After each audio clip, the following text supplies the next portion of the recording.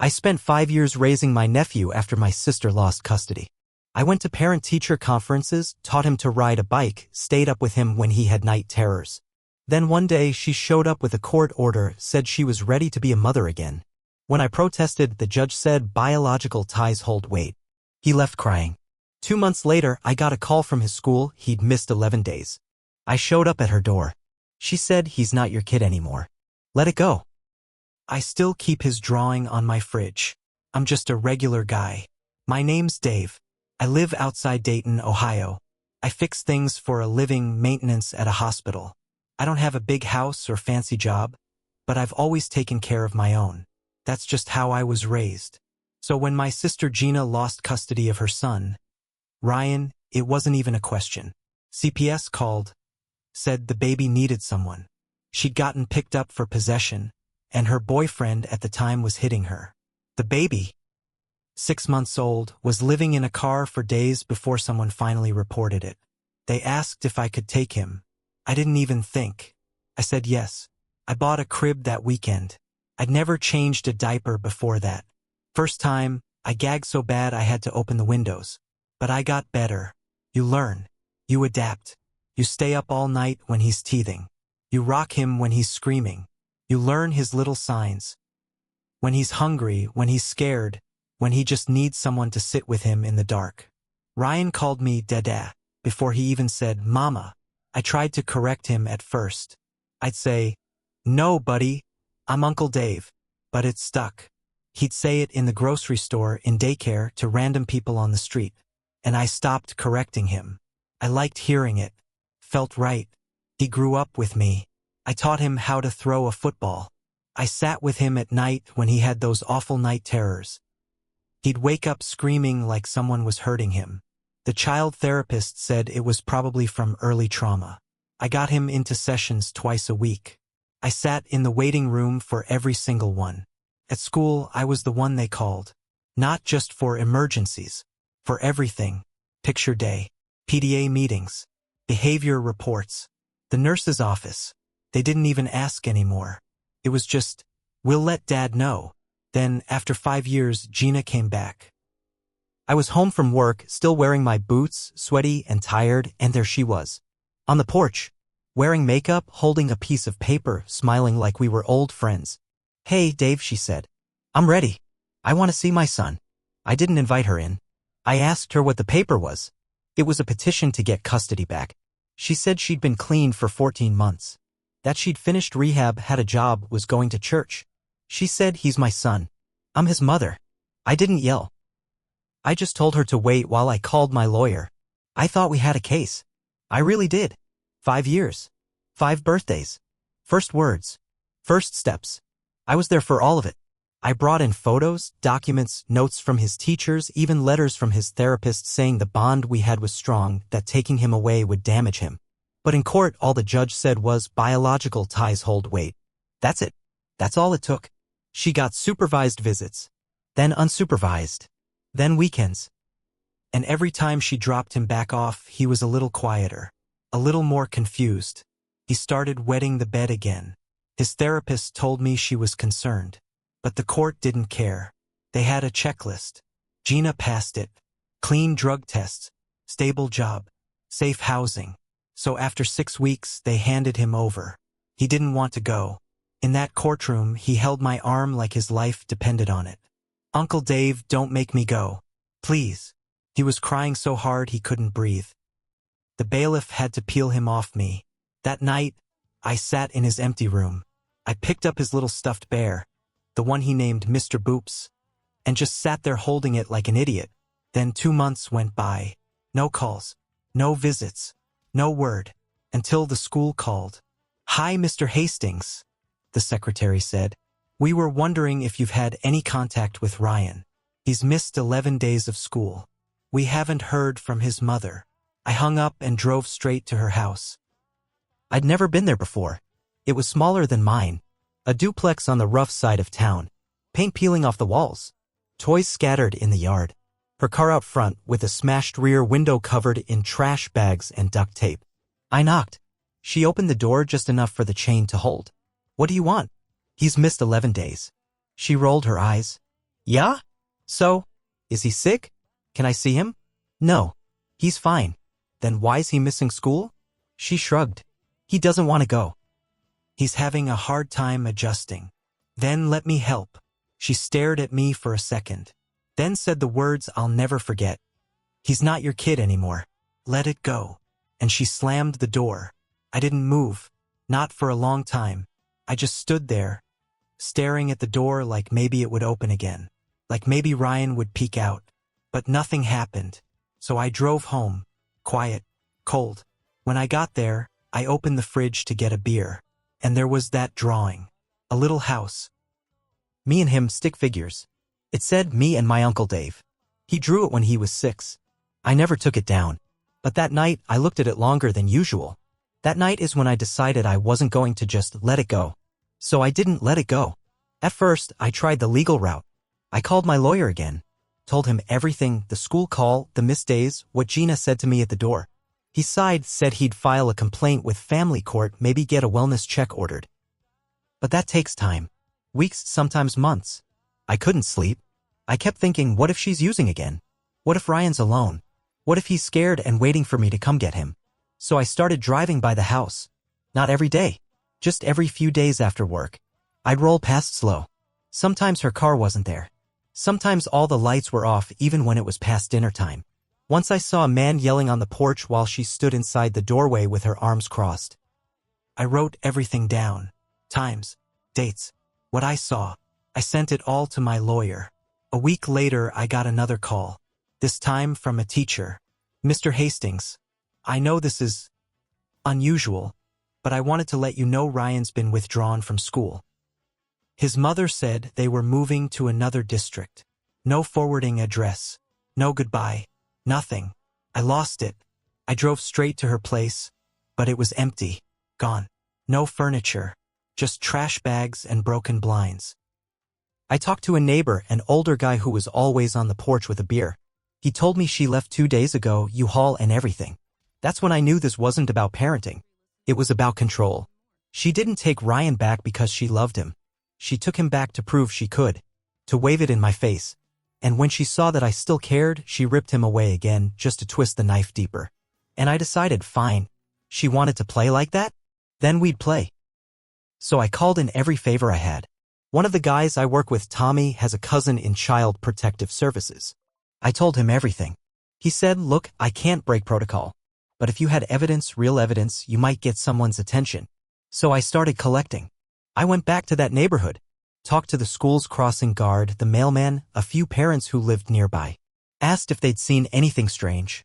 One woman told me she saw Ryan walking alone at 9 p.m. One night, no coat, middle of January. Another said she heard Gina screaming at him through the walls at least 3 times a week. The neighbor across the street said she saw Gina hand off a duffel bag to a guy who showed up in a black SUV at midnight.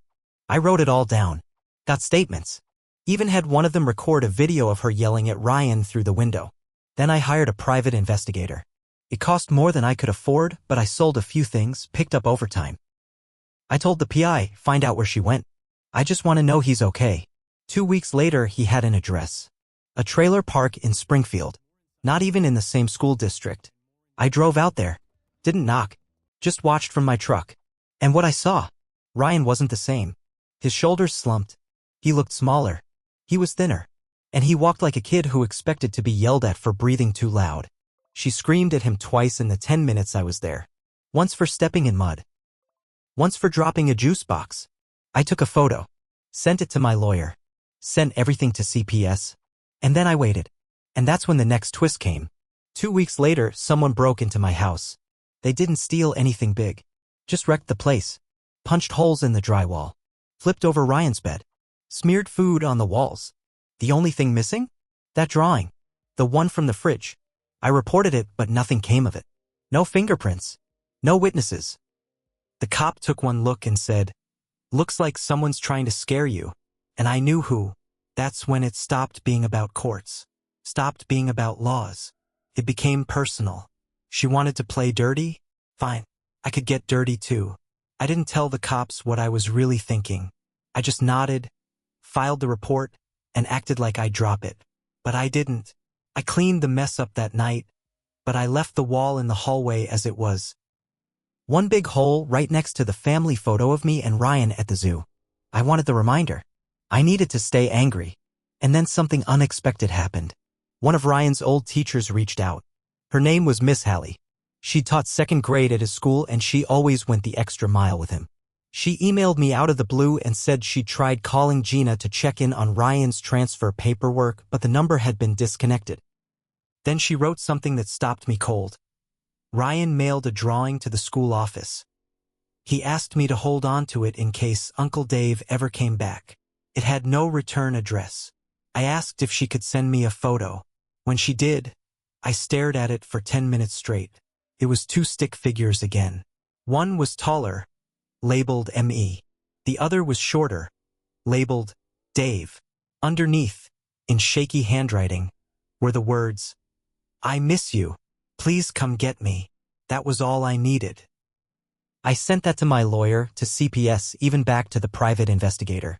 The PI said, "You want to go scorched earth?" I said, "What do you think?" He smiled. "All right then, let's burn it down." He dug deep. Found out Gina was lying on her employment forms. She listed a job at a gas station she hadn't worked at in months. Claimed she was in a housing program that didn't even exist. She also had 2 outstanding fines from back in Montgomery County. One for disorderly conduct, one for child endangerment, both old, both pending resolution. My PI pulled records, sent them to CPS and the judge.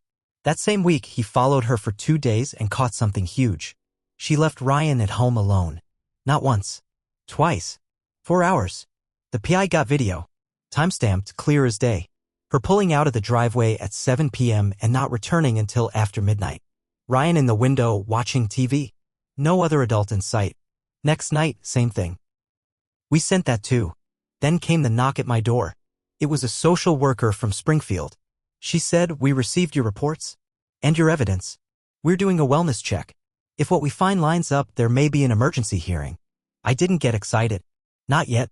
But then, 2 days later, my phone rang at 3 a.m. It was Gina. She was slurring her words. "You think you're so ing smart," she hissed. "Sending people to spy on me? Dig through my trash? You're obsessed. You want him so bad?"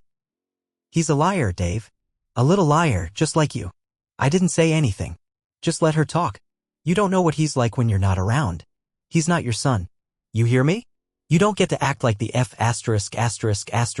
ing hero. He's mine." And then she hung up. I recorded the voicemail. Sent that too. 3 days later, CPS called. Emergency hearing. Next morning. Judge had reviewed the video, the school records, the voicemails, the fake employment docs, all of it. And Gina? She didn't even show. Her lawyer stood in her place, looked like he hadn't slept. Said she wasn't responding to calls. Didn't know where she was. That she might have left the state. The judge ordered immediate removal. Ryan was taken into protective custody that afternoon. I got the call while I was replacing a water heater. I dropped everything. Didn't even grab my jacket. Just drove straight to the county office. And when they brought him out, he ran into me so hard he knocked me back into a chair. He didn't say anything at first. Just hugged me like he thought I might vanish.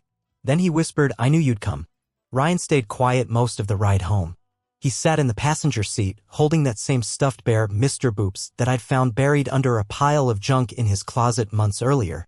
His shoes were too small. His coat didn't zip all the way. But when he looked out the window and saw our old house, he smiled.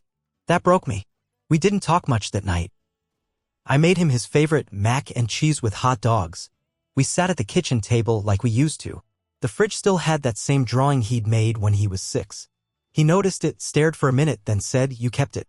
"Of course I did," I said. He nodded. Said nothing else. But he smiled again. Over the next few weeks, we had meetings with counselors, with CPS, with the court-appointed guardian. I filed for emergency guardianship and then permanent custody. Gina didn't show to any of it. She vanished again. No calls, no letters, nothing. And part of me should have been relieved. But I wasn't. Because I kept thinking about that day she showed up on my porch, clean, smiling, holding the court order. I remembered how sure she was. How she looked me in the eye and said, "I'm ready to be his mother again." I kept thinking, what if she really had tried? What if I missed something? But then I remembered that phone call. The slurred words, the way she talked about him like he was a burden, a tool. That wasn't a mother. She didn't come back for him. She came back to erase me. And now? She was erased. But here's the part one haven't told anyone. After Ryan was back with me, I got a message. Facebook. From one of Gina's old boyfriends, the last one before she disappeared. Said he found something in a box she left behind. Said I should see it. I met him in a Walmart parking lot. He handed me a folder. Inside were drawings, notes, little folded-up letters. All from Ryan. Dozens of them. Some were addressed to me. Others were just pictures of the house or him and me together. One had a stick figure of Gina yelling, and a sad face next to it. The boyfriend told me she'd made Ryan do punishment drawings. When he asked to see me, she'd burn some of them, he said, tear up others. He said she was mean, real mean, and not sober no matter what she told the court. I took the folder home. I stayed up all night looking through it, and I cried for the first time in months, because I tried to do everything right. Legal, clean, patient, but maybe I waited too long. Maybe Ryan went through too much because I was too careful, too afraid of looking like the angry uncle trying to steal a child. Maybe I should have fought harder. Maybe that's on me, but I can't change the past. All I can do is this, raise him, protect him, never let her near him again. She resurfaced 6 months later. Out of rehab again, claiming she was clean, asking for visitation. This time, I didn't play nice. I brought every drawing, every voicemail, every witness, every record. I had a wall of evidence 6 feet tall. The judge didn't even hesitate. She lost all rights. Permanently. And when she tried to approach me outside the courtroom, I didn't yell. I didn't curse. I just looked her in the eyes and said, "You had one job. One." She tried to speak. I walked away. Ryan's 12 now. He still has nightmares sometimes. He doesn't talk about those missing months. But he laughs more. He asks if we can go camping this summer. He made a new drawing last week, stick figures again. This time, there's only one adult. Labeled, Dad. Underneath it says, "I'm home now." And he is. Forever.